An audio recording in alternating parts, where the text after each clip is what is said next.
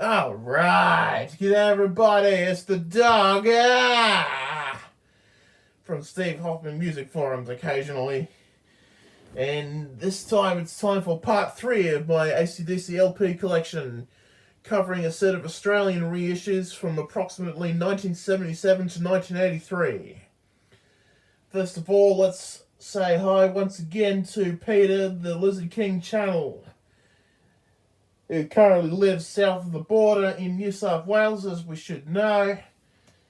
Let's not talk about the friendly rivalry between Queensland and New South Wales, thank you very much. Let's just get straight into the first lot of LPs. We, as always, start off with High Voltage.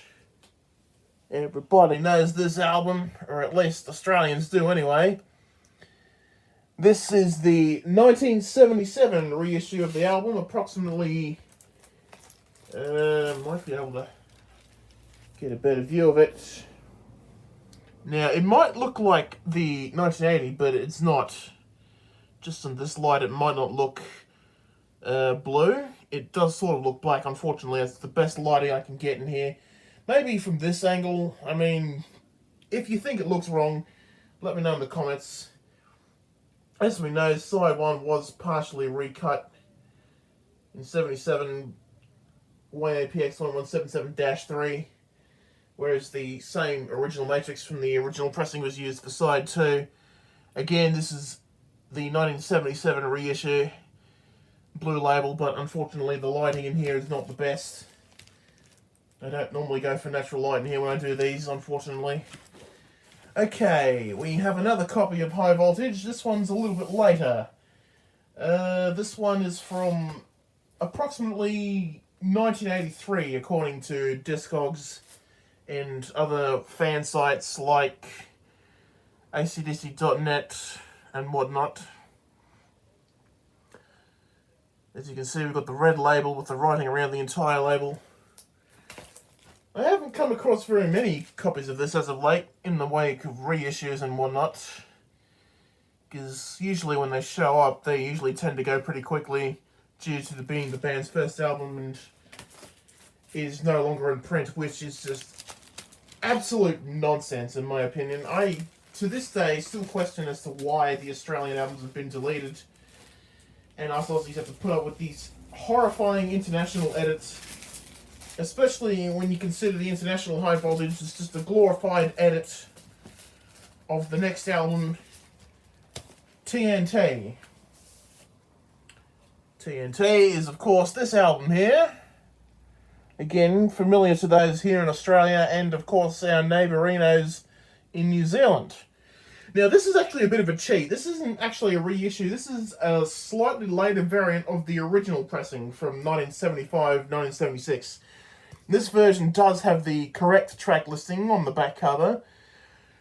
My guess is probably the sleeves, new sleeves were printed sometime after Christmas 1975 at best guess. I'm not saying that's exactly when they were printed, but I'd say there was a rush release of sleeves that were misprinted and stickers were quickly printed to cover over the incorrect track listing.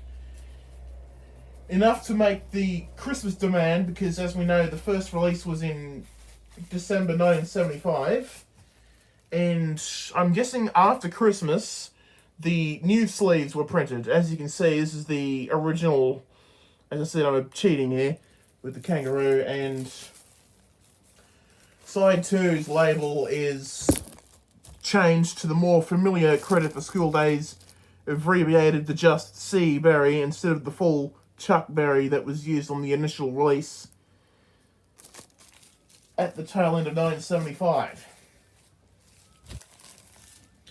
Okay, up next we have what I believe is an early 80s, approximately, I best guess, 1980 reissue of TNT. This one is a black label with the yellow border. As you can see, it's definitely black. There is 2 variants of this particular version, with It's a Long Way to the Top printed below the center hole. But as you can see, this version has the It's a Long Way to the Top printed above the center hole. And we have side 2 here. Again, the label is identical with the abbreviated credit on school days for Chuck Berry, because we know his real name was Charles Edward Anderson Berry, of course. Okay, let's move forward once again to Dirty Deeds Done Dirt Cheap. Again, we're not 100% certain on the dates of these particular reissues. Again, Discogs seems to mostly say about approximately 1982 at best guess. Hang on, I should take this out of the bag. I really should do this for all of these so you can look at the label better. Black label with no yellow border and the rectangular Albert Productions logo. And of course side 2. Again, the band's best album from that particular period. It's my personal favourite album. It also has my favourite AC/DC song, Jailbreak, of course. Always will be. Okay, I have another copy of the album. This one is a bit of an oddity. This is well, I guess you could say it is a misprint, but the wrong label is actually from the same album. Oops, I just bumped the camera then. Again, you might be able to see these red labels better. Side 1 label, this approximately matches the 1987 reissues. As you can see, the copyright stuff is printed on the top half of the label. But if we flip this over to side 2, as you can see, the label doesn't match the side 1 label. As you can see, it has the full credit copyright stuff around the entire label from what I believe is the 1983 set of reissues. My assumption is they ran out of side 2 labels, or this was a leftover and was subsequently used in place of the correct label for that period. I do have a version with the correct labels on both sides. However, we will get to that probably in the next video, where we will cover those slightly later reissues. Okay, now we move forward again to Let There Be Rock, of course. 1977, everybody knows this, or at least Australians know this front cover anyway. I always like the font on this. I don't like how these unofficial releases as of late have been trying to fake the font. I mean, yeah, let's have a bit of a look at the gatefold sleeve. Not very many people have actually shown this off. As you can see, we've got pictures of the band from approximately late 1976 during the Giant Dose of Rock and Roll tour. And we've got the track listing and credits there. This is the second pressing of the album. I'd say, best guess, 1978. Probably 12 months after the original pressing with the Kangaroo. So we still have the blue label. Again, the lighting is not very good, so it doesn't look very blue to me. It looks faded black. Or a blurry blue. Anyway, it shows up darker than it should, unfortunately. And we have side 2, again, blue label, no Kangaroo, unlike the original, which we have shown off in part 1 of this currently ongoing series. Oh, I've got to be careful with these. And these are still very precious. That goes there as well. Okay, we have another reissue of Let There Be Rock. Hang on, just need to pull it out here. And this, I believe, is the third variant of the album. Again, black label. Again, this light, you can tell it's black with the yellow border and the original Albert's logo. And again on side 2 as well.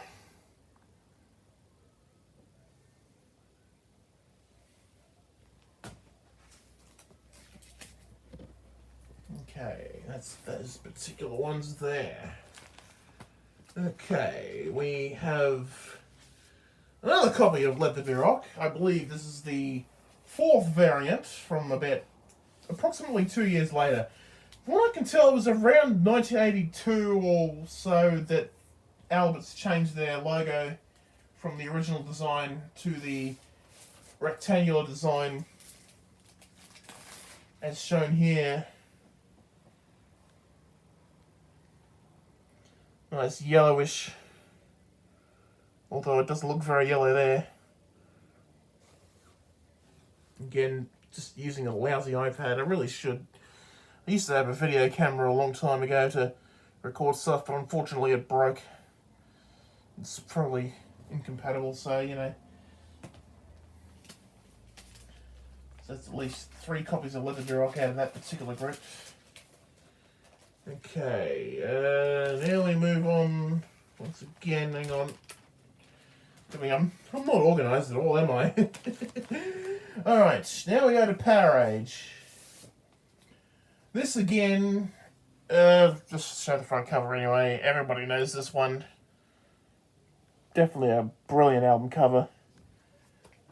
And this particular, again, is the black and yellow 1980 reissue. Again, black label, yellow border, original Albert's logo. Looks fairly good. Usually do what I can to keep these in immaculate condition. Just store them up on shelves and stuff. Keep them all in slips.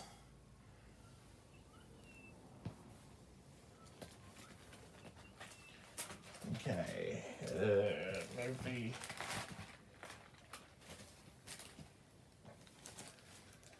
Okay, and again, this is the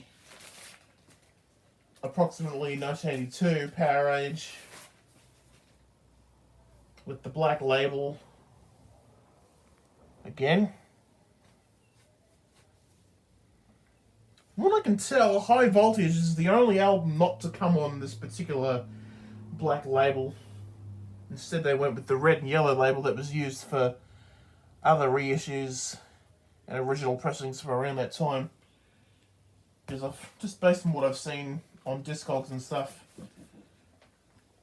So I have seen images of TNT and If You Want Blood and Highway to Hell with that particular label, but I don't actually have those. I don't have very many copies of Highway to Hell, actually. So there will be none in this particular video. Anyway, this is my final other copy of Power Age for this video. Again, we might as well pull them out of the protective sleeve. Red label. Again. Good thing we did switch to this red label, actually. Well, I guess it looks orange on here. But it's usually said to be red anyway. As you can see, What's Next to the Moon is simply titled Next to the Moon on the Australian version of the album. Don't know why, considering it was released in the UK first. Okay. Next in this particular set of reissues is If You Want Blood, You've Got It. Of course. These Australian pressings can usually be identified by this Albert Productions logo that is not present on any international copies of the album. Again, this is the 1980 reissue on the black and yellow label.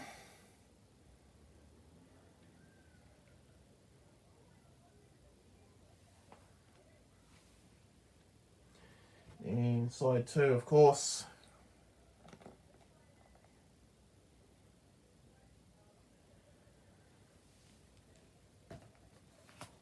Okay. And another reissue. Again, this is from the mid-80s set. Again, these particular red labels don't seem to show up very often in stores.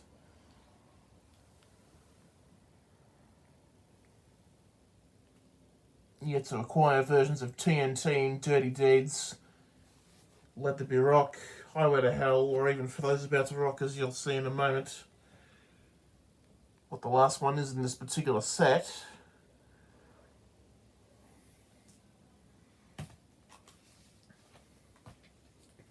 Okay, gently place it there. And the last one on this video is... well, it's obvious what this album is. How can you not tell it's not Back in Black, huh? This one has the insert, of course. These great pictures. Robert Ellis, I think, did these. I believe that's his name. And of course, we've got the information on the back. Management Peter Mensich for CCC Incorporated, London and New York. Okay, pull it out. Very surprised to come across this one recently. This is, of course, the second Australian release of the album. Again on the red label, no yellow border. And updated credits and updated logo. Again, this variant doesn't show up in stores very often, so, you know. Right, that is it for this particular video. It's a bit shorter, but there will be part 4, which will showcase some of the later reissues with the writing on the top half of the label and stuff, as well as a couple of the 1989 reissues on the Alberts and CBS video. Oh, sorry, I'm a bit messed up here. Okay, so thank you very much for watching. Be sure to leave a like and a comment. Don't be rude, otherwise your comments will be removed. Be sure to subscribe to the Be a Good Dogger YouTube channel for more content. And be sure to, if you're watching from Steve Hoffman Music Forums, be sure to follow me there, or at least don't be afraid to start a discussion about these with me, because I will reply to you, no worries. Until next video, this is the Dogger saying have a great day, and we shall see you again.